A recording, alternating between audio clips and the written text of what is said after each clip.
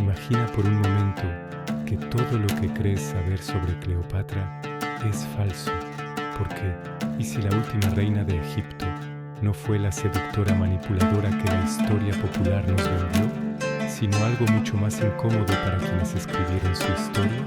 Hoy en Antiguamente vamos a desenterrar un secreto. Cleopatra no perdió un imperio. Se enfrentó sola a la maquinaria política más poderosa del mundo antiguo. Y lo que ocurrió en esas décadas no fue un simple drama romántico, sino un choque entre dos visiones del mundo. Una que nacía en Alejandría y otra que se imponía desde Roma. Pero aquí viene la pregunta que abre el misterio. ¿Por qué un imperio entero necesitó destruir su imagen para poder conquistarla? Y aún más inquietante, ¿qué parte de la verdadera Cleopatra sigue escondida entre la propaganda, las exageraciones y los silencios de los vencedores? En los próximos minutos recorrerás bibliotecas perdidas, palacios envueltos en intrigas, expediciones militares, alianzas imposibles y decisiones que cambiaron para siempre la historia. Verás que nada en su vida fue casualidad y que cada elección preparó un desenlace que aún hoy sigue rodeado de sombras. Más adelante descubrirás que el mito de Cleopatra no nació en Egipto, sino en Roma. Y lo realmente extraño llegará cuando veas cómo ese mito, construido para destruirla, terminó convirtiéndola en inmortal. Así que empecemos ahora, sin más demora, porque esta historia, te lo prometo, no es la que te contaron. Cleopatra nació en un mundo tensado entre el esplendor y el colapso, y aunque siglos después la imaginaríamos como una figura casi mítica, su historia empezó en un Egipto donde la corona pesaba más que el oro y donde cada decisión podía significar la vida o la muerte. Para entender cómo llegó a convertirse en la mujer más poderosa del Mediterráneo, primero debemos mirar el escenario que la recibió. Un país milenario gobernado por una dinastía extranjera, el pueblo inquieto, Roma vigilando desde lejos y un futuro que se movía como arena entre los dedos. Egipto, en tiempos de Cleopatra, ya no era el imperio invencible de los faraones clásicos. La grandeza seguía ahí, pero era frágil, casi como el reflejo de un pasado glorioso. Desde hacía casi 300 años, el país estaba gobernado por los Ptolomeos, descendientes de uno de los generales macedonios de Alejandro Magno. Eran reyes griegos en un trono egipcio, una mezcla de culturas que generaba tensiones profundas. Muchos egipcios aceptaban a sus monarcas, sí, pero lo hacían con una mezcla de respeto y recelo, como si siempre estuvieran a punto de juzgar si aquellos extranjeros merecían realmente encarnar a Horus en la tierra. Lo más extraño era que la dinastía, a pesar de su origen extranjero, había logrado sostener un sistema intelectual sin precedentes. Alejandría era el centro del conocimiento mundial, su biblioteca, su museo, sus estudiosos, sus matemáticos, sus médicos. Allí nacían ideas que influirían en la ciencia durante siglos.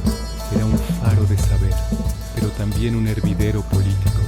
Más adelante verás cómo este choque constante entre erudición y conspiraciones marcaría el carácter de la joven Cleopatra.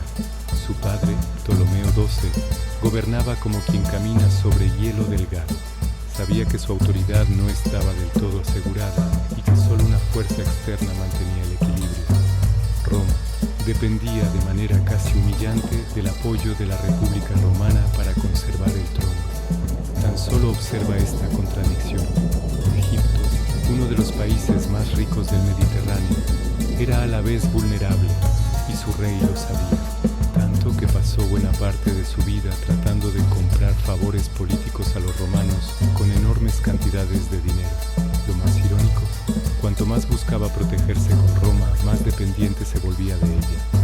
Y allí, en medio de bailes diplomáticos, tensiones internas y peligrosos silencios, nació Cleopatra, una niña destinada a un mundo complejo, donde la lealtad nunca era absoluta, donde las traiciones podían venir incluso de la propia familia. Y aquí surge uno de los primeros secretos sorprendentes de esta historia. Cleopatra no era egipcia en el sentido étnico tradicional. Era de origen macedonio, como todos los Ptolomeos. Y sin embargo, fue la única de su dinastía que aprendió a hablar egipcio. Esto, que a menudo se menciona como un detalle, era en realidad un gesto político brutalmente significativo. Mientras sus antepasados gobernaban desde la distancia cultural, ella eligió acercarse al pueblo. ¿Sabes qué es lo más extraño? Ese simple acto, aprender la lengua, sería uno de los pilares que sostendrían su legitimidad más adelante. Pero esta es apenas la preparación del terreno, porque su infancia, la parte menos contada de su vida, revela un patrón. Cleopatra no esperaba las oportunidades, las fabricaba, y lo demostraría mucho antes de sentarse en el trono. Desde muy pequeña recibió una educación que hoy llamaríamos enciclopédica. No era simplemente la formación de una princesa rica, era un entrenamiento intensivo para gobernar. Filosofía, literatura, retórica, economía, matemáticas, medicina básica y, por supuesto, astronomía. En Alejandría la astronomía no era un pasatiempo, era una herramienta de poder. Los movimientos de los astros marcaban los tiempos sagrados y reforzaban la autoridad del faraón. Cleopatra creció entendiendo que el conocimiento era una forma de dominio, quizá la forma más eficiente. Sus maestros la preparaban para algo más que leer y administrar. La preparaban para negociar, convencer, interpretar y, sobre todo, anticiparse. Imagínala observando cómo los embajadores se inclinaban con cautela ante su padre, cómo los consejeros discutían sobre Roma, cómo las decisiones económicas podían provocar revueltas. Cada escena era una clase, cada intriga un examen, y Cleopatra absorbía todo sin perder un detalle. A medida que crecía, destacaba por algo más que su inteligencia, su capacidad para hablar varios idiomas. Las fuentes antiguas mencionan que dominaba al menos 6, posiblemente más: hebreo, sirio, meda, etíope y por supuesto griego y egipcio. Esto tenía un efecto político tremendo. No necesitaba intérpretes. Tal como veremos después, esta habilidad dejó a más de un embajador completamente desconcertado. ¿Cómo negociar con alguien que no solo te escucha, sino que te entiende en tu propia lengua, con todas sus sutilezas y dobles sentidos? Y aquí llega un giro crucial. Cleopatra, siglos después, sería presentada como una mujer cuya influencia se basaba en el encanto, en gestos seductores y estrategias románticas. Pero las fuentes contemporáneas dicen algo muy diferente. Su verdadero poder estaba en su mente. Los romanos, acostumbrados a tratar con reyes mediocres, se encontraron con una joven capaz de debatir filosofía, ciencia y política al mismo nivel que ellos. Y eso, reconozcámoslo, era mucho más peligroso que cualquier atractivo físico. Pero más adelante verás cómo esta capacidad, que debió ser una ventaja, se volvió también su mayor amenaza. Mientras tanto, la niña que aprendía idiomas y descifraba estrategias crecía en un entorno cada vez más inestable. Su padre, atrapado entre deudas y enemigos, generaba resentimiento tanto dentro como fuera de la corte. Cada decisión que tomaba parecía preparar el escenario para una crisis mayor. Y Cleopatra lo veía venir. Sabía que su futuro no iba a ser un camino ceremonial hacia la corona. Sabía que el trono en su familia se ganaba con astucia, resiliencia o sangre. Todo estalló cuando murió Ptolomeo II. Cleopatra, de unos 18 años, debía gobernar junto a su hermano menor, Ptolomeo III, un niño controlado por consejeros ambiciosos. La ley los obligaba a casarse, como era tradición para mantener la pureza de la dinastía. Pero aquí surge otro dato extraño. Esa unión no era más que una formalidad política. No había cooperación real entre ellos. Desde el primer día, eran rivales en un tablero donde ambos querían la misma pieza, el dominio absoluto de Egipto. En sus primeros actos como reina, Cleopatra empezó a firmar decretos sin incluir el nombre de su hermano. Fue una jugada audaz, casi temeraria, y al mismo tiempo revelaba que entendía que un reinado dividido era un reinado débil. Pero sus enemigos lo interpretaron como un desafío, y los consejeros de Ptolomeo III vieron la oportunidad de mover las piezas en su contra. Lo siguiente fue inevitable.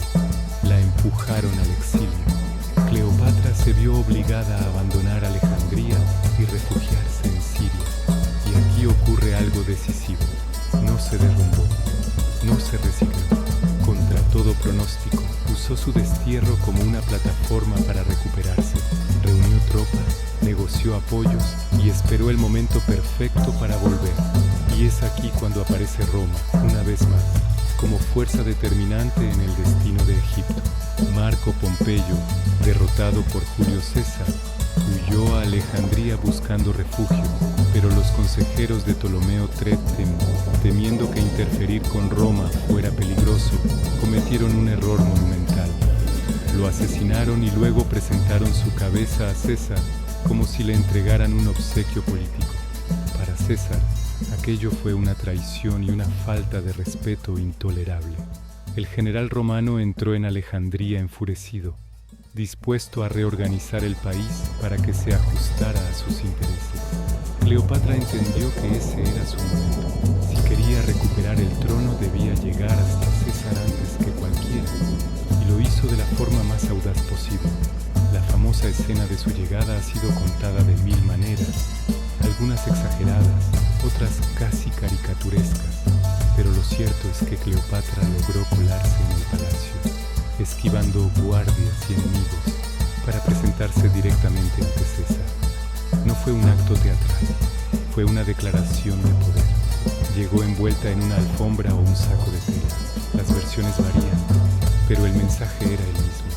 Cleopatra se presentaba no como una suplicante, sino como alguien capaz de burlar a todo el palacio y aparecer ante el hombre más poderoso del mundo, sin que nadie pudiera detenerla.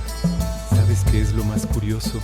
Ese encuentro no solo cambió su destino, sino que también redefinió la política del Mediterráneo, porque César no solo quedó impresionado por su audacia, quedó impresionado por su inteligencia, por su capacidad de argumentar, por la claridad con la que explicaba la situación de Egipto. No era una reina desesperada, era una estratega que veía en Roma un aliado, pero también una amenaza. A partir de aquí, la alianza entre ambos se volvió inevitable. César decidió apoyar a Cleopatra en la guerra civil contra Ptolomeo XIII, y aunque las batallas fueron duras y sangrientas, la estrategia general no la diseñó solo Roma. Cleopatra tuvo un papel clave en decidir cómo y cuándo actuar. Y lo más sorprendente es que al final ganó su primera guerra sin levantar un gran ejército propio. La fuerza romana la respaldó, sí, pero fue su visión política la que inclinó la balanza. El resultado fue claro. Ptolomeo XIII murió en el caos de la guerra y Cleopatra recuperó el trono. Pero esta vez no volvía como una joven inexperta, volvía como una gobernante endurecida, consciente de que su país estaba al límite y que cualquier error podía ser fatal. La noche después de asegurar su victoria, el palacio de Alejandría fue testigo de un momento que marcaría el rumbo de la historia. Cleopatra, ya reinstalada como reina, y Julio César, todavía analizando las implicaciones de lo que había ocurrido, discutieron planes más grandes, más ambiciosos. El Mediterráneo entero parecía vibrar bajo esa alianza inesperada, y mientras la ciudad dormía, una pregunta pendía en el aire. ¿Qué nacería realmente de esa unión? Lo descubrirás en la siguiente parte, porque lo que ocurre después no es solo el ascenso de Cleopatra, es el nacimiento de un mito que Roma intentó destruir, pero que terminó siendo más poderoso que sus emperadores. Cuando Cleopatra recuperó el trono, Egipto respiró, pero solo por un instante. La reina había ganado una guerra interna, sí, pero ahora debía enfrentarse a algo mucho más complejo. Roma estaba dentro del país. Julio César, el hombre más poderoso del Mediterráneo, no solo la había apoyado, ahora estaba en Alejandría, reformando, reorganizando y observando cada movimiento. Pero Cleopatra no era una marioneta. Sabía que Roma podía aplastarla si se mostraba débil. Y también sabía que la única forma de sobrevivir era entender a César tan bien como entendía a los dioses de sus antepasados. Para comprender lo que ocurrió entre ambos, debemos mirar primero el contexto romano. César acababa de derrotar a Pompeyo, su rival político en una guerra civil que estaba desgarrando las entrañas de la República. Roma ya no era la República estable del pasado. Era un animal herido, imprevisible, impulsado por ambiciones personales y alianzas que se rompían en cuestión de horas. En ese escenario turbulento, César apareció en Egipto no solo como un general victorioso, sino como un hombre que necesitaba estabilidad para reforzar su propio poder. Y encontró en Cleopatra a alguien capaz de proporcionarle algo que ni su ejército ni sus aliados podían ofrecerle: un país rico, estratégicamente colocado y gobernado por una mente inusualmente brillante. Lo que siguió después se ha narrado como un romance, pero si miramos más de cerca, vemos una alianza política extremadamente calculada. Cleopatra supo interpretar las necesidades de César. Necesitaba legitimidad, recursos y una base segura en Oriente. Y César supo interpretar las de Cleopatra. Necesitaba estabilidad, apoyo militar y un reconocimiento que consolidara su reinado frente a los ojos de Roma. Ambos se necesitaban, y eso, más que cualquier historia romántica, es lo que los unió. Pero antes de seguir, aquí llega el primer pico narrativo. Mucha gente imagina a Cleopatra seduciendo al poderoso César con estrategias teatrales, como si su relación hubiera nacido del encanto y no del cálculo. Sin embargo, el dato fuerte es este. Cuando se conocieron, César tenía 52 años, una vida militar impresionante y una agenda política abrumadora. Cleopatra, en cambio, apenas tenía 21 años. Lo realmente inesperado es que, durante los meses que César permaneció en Alejandría, fue ella quien dictó buena parte de la estrategia política que lo beneficiaría, no al revés. Y esto, dicho en voz baja en los corredores romanos, generaba un temor profundo, porque si César escuchaba a una reina extranjera, ¿qué significaba eso para los intereses de Roma? La relación entre ambos, fuera sentimental o no, generó una ola de rumores que atravesó todo el Mediterráneo. Para muchos romanos, Cleopatra representaba algo peligroso, una mezcla de poder oriental y ambición femenina que no encajaba en su visión del mundo. Pero para Egipto, la presencia de César era una garantía de estabilidad, y Cleopatra supo usar ese tiempo para fortalecer su posición de manera excepcional. Durante ese periodo nació un niño, Ptolomeo XV, más conocido como Cesarión, y aquí surge el micro cliffhanger que marcaría las décadas siguientes.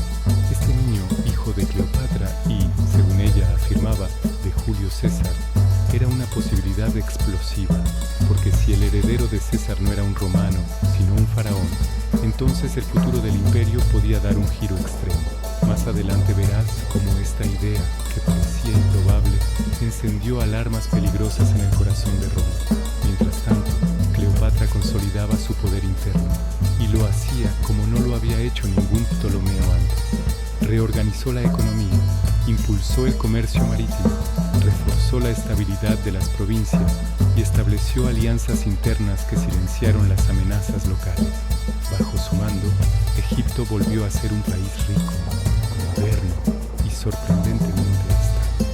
Pero lo más evidente, y esto incomodaba a Roma, era que lo hacía sin renunciar a su identidad egipcia. No se dejó absorber por los intereses romanos. No se convirtió en una reina al servicio de César. Siguió siendo ante todo faraona de Egipto. Y aquí llega otro pico narrativo poderoso. Durante siglos hemos leído sobre Cleopatra desde la perspectiva de autores romanos, que la presentaron como una mujer peligrosa y manipuladora. Pero el giro sorprendente es este. Roma no la temía por su supuesta seducción. La temía porque gobernaba demasiado bien. Había reconstruido un reino, asegurado su linaje y mantenido a raya a una de las mayores potencias del mundo, sin perder autoridad. Tan grande era esa inquietud que, en ciertos momentos, algunos senadores romanos insinuaron la posibilidad de trasladar la capital del imperio a Alejandría si César consolidaba más poder allí. ¿Puedes imaginarlo? El centro del mundo moviéndose desde Roma hasta Egipto. Más adelante verás cómo esta idea, que parecía imposible, se convirtió en la chispa de una rivalidad que cambiaría el curso de la historia. Tras la muerte de César en el 44 a.C., todo se volvió incierto. Cleopatra perdió a su aliado más poderoso y Roma cayó nuevamente en una guerra civil, esta vez entre los hombres que pretendían llenar el vacío que César había dejado. Marco Antonio Lépido y un joven inesperado Octavio, el heredero adoptivo de César. Cada uno buscaba el control del imperio y cada uno miraba a Egipto con una mezcla de interés y suspicacia. Fue Marco Antonio quien finalmente estableció una relación directa con Cleopatra, y aquí comienza una de las alianzas más fascinantes del mundo antiguo. Antonio no era solo un general talentoso, era una figura carismática, impulsiva, con una habilidad natural para inspirar lealtad, pero también era un hombre políticamente vulnerable. Necesitaba recursos para sostener su guerra en Oriente, necesitaba apoyo para contrarrestar a Octavio y necesitaba legitimidad para consolidar su propio poder. Cleopatra, por su parte, necesitaba una nueva alianza romana para proteger su reino y la posición de Cesarión. Su encuentro, lejos de ser un simple episodio romántico, fue una negociación entre dos figuras que sabían exactamente lo que necesitaban del otro. Antonio necesitaba oro, barcos y estabilidad en Oriente. Cleopatra necesitaba un aliado que pudiera mantener a raya las ambiciones de Roma. Y ambos, quizás sin admitirlo al principio, necesitaban recuperar algo que habían perdido tras la muerte de César, una visión de futuro. A medida que su relación se consolidaba, la propaganda romana comenzó a actuar con una fuerza devastadora. Octavio, que comprendía muy bien el poder de la narrativa, empezó a difundir la idea de que Cleopatra estaba manipulando a Antonio, seduciéndolo, envolviéndolo en decadencia oriental. Pero la verdad era mucho más compleja. Antonio tomó decisiones estratégicas basadas en cálculos militares, y Cleopatra lo apoyó desde una posición de poder, no de sumisión. Aquí llega el tercer pico narrativo de esta parte. Octavio no temía a Cleopatra por sus ejércitos, ni siquiera por su riqueza. Lo que realmente temía, y esto es sorprendente, eran sus ideas. Cleopatra representaba una visión del poder diferente a la romana, más centralizada, más ritual, más divina, una realeza que mezclaba política con simbolismo, ciencia con autoridad, tradición con innovación. Para Octavio, que quería una Roma disciplinada y unificada bajo su control, esa combinación era peligrosa, casi subversiva. Por eso su propaganda no se centró solo en Antonio, sino en convertir a Cleopatra en una villana absoluta. Mientras tanto, la alianza entre Antonio y Cleopatra reforzaba el poder de ambos. Tuvieron hijos, reorganizaron territorios en Oriente y establecieron una red de influencia que abarcaba desde Siria hasta el norte de África. Antonio incluso otorgó a Cleopatra control sobre regiones que Roma consideraba esenciales. Y esto fue el punto de inflexión. Para Octavio aquello era una provocación intolerable. Comenzó a preparar la narrativa que justificaría una guerra total. Las tensiones crecían mientras las dos mitades del mundo romano se preparaban para un choque inevitable. Antonio y Cleopatra en Oriente, Octavio en Occidente. Los discursos, las cartas, las alianzas, todo estaba condicionado por un único objetivo: decidir quién controlaría el futuro del mundo antiguo. Pero antes de llegar a la batalla final, un detalle crucial cambia la perspectiva. Antonio, pese a su imagen de guerrero implacable, comenzó a mostrar señales de desgaste político. El Senado de Roma estaba dividido, sus aliados eran inestables y la figura de Octavio crecía como la de un líder disciplinado, ordenado, casi inevitable. Cleopatra veía con claridad esta fragilidad, pero sabía que retirarse ahora significaba perderlo todo. Así que continuó apoyando a Antonio, aún a riesgo de enfrentar a Roma entera. Y aquí aparece la preparación del terreno para el gran conflicto. Octavio lanzó un ataque narrativo devastador. Declaró que Antonio ya no era romano, que había sido corrompido por Cleopatra, que estaba entregando el imperio a una reina extranjera. La frase era efectiva, emotiva. diseñada para despertar miedo, orgullo y xenofobia. Y funcionó. Roma se levantó detrás de Octavio con una mezcla de fervor patriótico y temor al peligro oriental. El enfrentamiento era inevitable, y el escenario escogido sería el mar. La batalla de Accio estaba por llegar. Pero lo que viene no es solo una batalla, es un quiebre histórico, un momento en el que tres fuerzas colapsan. Una reina que intenta salvar su reino, un general que intenta salvar su honor, y un joven político que intenta moldear el imperio más grande de la historia según su propia imagen. Y la pregunta que se esconde detrás de todo esto, la que cambiará la interpretación de Cleopatra para siempre, es esta: ¿cómo se derrumba una alianza tan poderosa? ¿Qué se pierde en el choque final?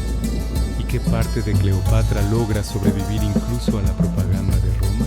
Eso lo descubrirás en la parte 3. Porque el final de Cleopatra no es solo la caída de una reina, es el fin de una civilización entera. El mundo antiguo se preparaba para un choque final, y Cleopatra lo sabía. Cada decisión, cada alianza, cada gesto de los últimos años la había llevado a un punto del que ya no había retorno.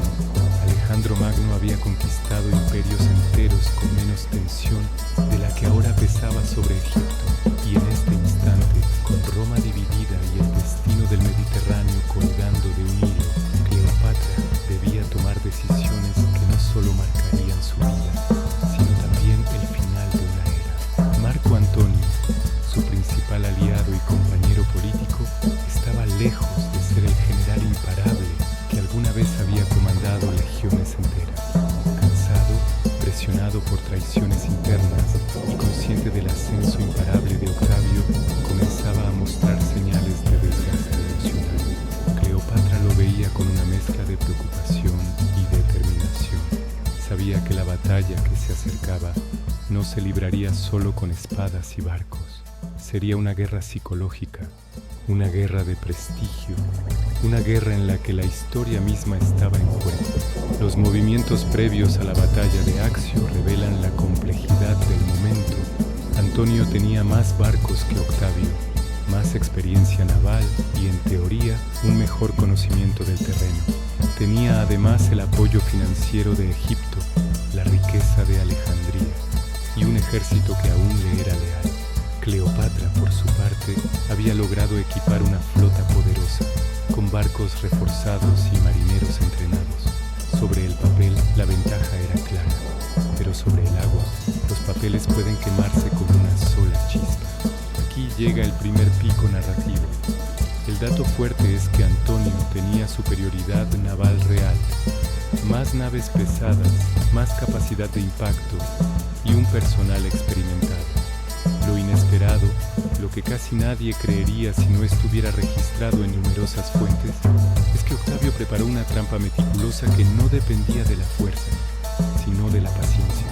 No necesitaba ganar una batalla brillante, solo necesitaba quebrar la moral del enemigo. Y lo logró.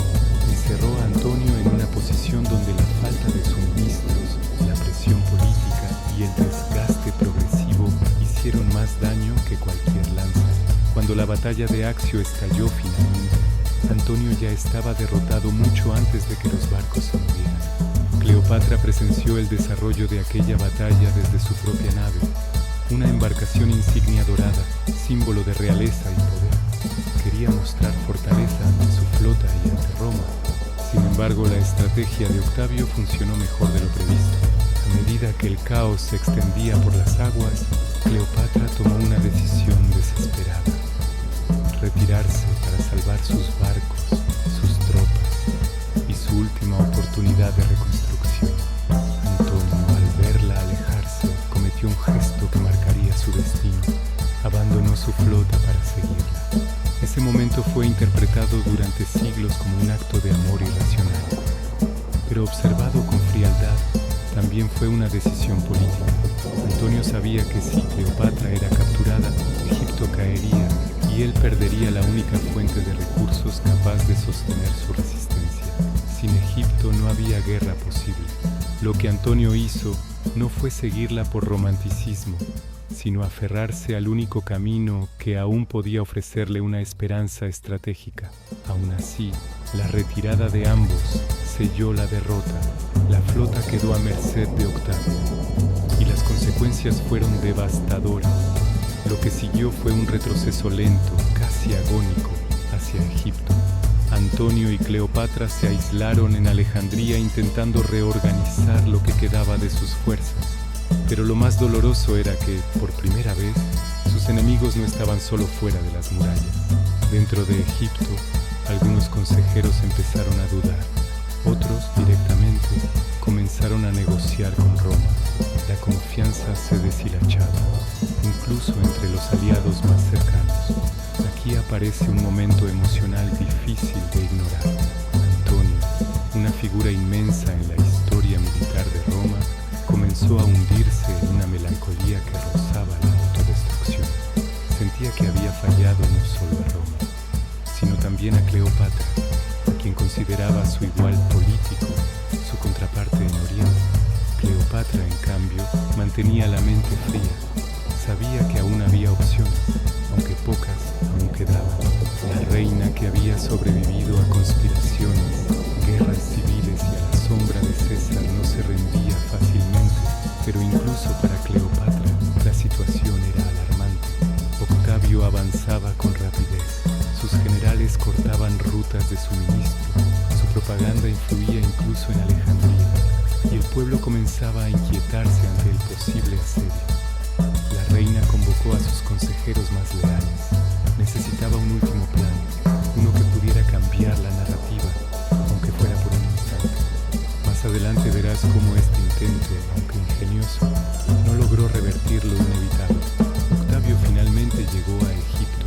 Alejandría, la ciudad de mármol y luz que alguna vez había sido el centro intelectual del mundo, se preparó para una guerra que no podía ganar. Las calles, que antes rebosaban cultura, comercio y debate, se llenaron de nerviosismo y silencio. La biblioteca, el museo, los templos, todo parecía contener la respiración. Y en medio de la tensión, Cleopatra diseñó un plan que revelaba tanto su inteligencia como su desesperación. Intentó negociar en secreto. Envió mensajeros a Octavio con propuestas cuidadosamente medidas. Ofrecía entregar ciertos territorios, ofrecía retirarse de la política romana, e incluso se rumorea que ofreció abdicar en favor de sus hijos si Roma garantizaba su seguridad. Pero ninguno de estos intentos funcionó. Octavio no quería acuerdos, quería un símbolo. Quería destruir aquello que representaba una amenaza a su futuro imperio, y Cleopatra era ese símbolo. Aquí llega el segundo pico narrativo, la muerte de Cleopatra. Uno de los misterios más debatidos de la historia no tiene una explicación definitiva. Durante siglos se dijo que murió por la mordedura de un áspid, una serpiente venenosa que simbolizaba la realeza divina. Pero más adelante verás que esta versión tiene problemas logísticos. Transportar un áspid sin ser mordido es difícil. Además, su veneno causa una muerte lenta, dolorosa, no la muerte serena descrita por las fuentes. Otra teoría sugiere que usó un veneno compuesto, preparado por los químicos del museo, una mezcla que provocaba una muerte rápida y sin desfiguración. Y existe incluso la idea de un suicidio asistido, en el que sus sirvientas le aplicaron un ungüento tóxico que ella había guardado para su último acto de libertad. Pero antes de ese final extraordinario, ocurrió algo devastador. Antonio, creyendo que Cleopatra había muerto durante el asedio, cayó en la desesperación más profunda. Intentó suicidarse lanzándose sobre su propia espada. No murió inmediatamente. Herido de gravedad, fue llevado ante Cleopatra, aún viva. Ese encuentro final, marcado por sangre, lágrimas y la certeza de la derrota, es uno de los episodios más humanos de toda la historia antigua. Antonio murió en brazos de Cleopatra, consciente de que su tiempo había llegado, pero también consciente de que ella aún tenía una última jugada por hacer. Con Antonio muerto, Cleopatra se convirtió en el último obstáculo entre Octavio y el control total del Mediterráneo. Roma estaba a las puertas y el final era inevitable. Pero la pregunta que nadie podía responder era: ¿qué haría Cleopatra? La respuesta emerge cuando analizamos lo que más protegía. No era su riqueza, ni su palacio, ni siquiera su propia vida. Era a sus hijos. Saber esto cambia por completo la lectura de sus últimos días. Cleopatra no buscaba salvarse a sí misma, buscaba salvar su linaje, especialmente a Cesarión, hijo de César. Si Octavio confirmaba que Cesarión era realmente el heredero biológico del dictador, entonces su existencia era una amenaza directa. Octavio no podía permitir que el Mediterráneo dijera en voz alta que había un hijo de César vivo y que era faraón. Por eso Cleopatra tomó su decisión final con una mezcla de pragmatismo y desesperación. Entendió que si se entregaba a Octavio, sería exhibida en Roma como un trofeo, humillada, convertida en un espectáculo, y sus hijos correrían la misma suerte. Al morir, evitaba la humillación y al mismo tiempo protegía a sus descendientes lo mejor que podía, confiando en que Octavio vería menos útil ejecutar a una reina muerta que a una reina capturada. La escena de su muerte ha fascinado a generaciones. Cleopatra encerrada en un mausoleo, contemplando las paredes que había mandado construir para honrar a los reyes anteriores de su dinastía, tomando en sus manos el instrumento de su final. No importaba si era una serpiente, un veneno o un ungüento. Importaba el acto en sí. Cleopatra, última faraona de Egipto, decidió morir como vivió, tomando control de un destino que otros querían escribir por ella. La noticia de su muerte viajó rápido. Octavio entró al palacio con una mezcla de frustración y alivio. No tendría su desfile triunfal, pero tendría algo más importante: Egipto. Con la caída de Cleopatra, Egipto dejó de ser un reino independiente y se convirtió en una provincia romana. Con su muerte, el linaje de los faraones, que había durado más de 3000 años, llegó a su fin. Y aquí llega el tercer pico narrativo. El mayor secreto de Cleopatra no estaba en su belleza, como insistieron los romanos durante siglos, sino en su capacidad de imaginar un futuro que Roma temía. Era una gobernante que combinaba ciencia, política, cultura y simbolismo. Una líder que entendía que el poder no se sostiene solo con ejércitos, sino con relatos, identidad y visión. Esa visión fue tan inquietante para Roma que la única forma de destruirla fue transformarla en una caricatura.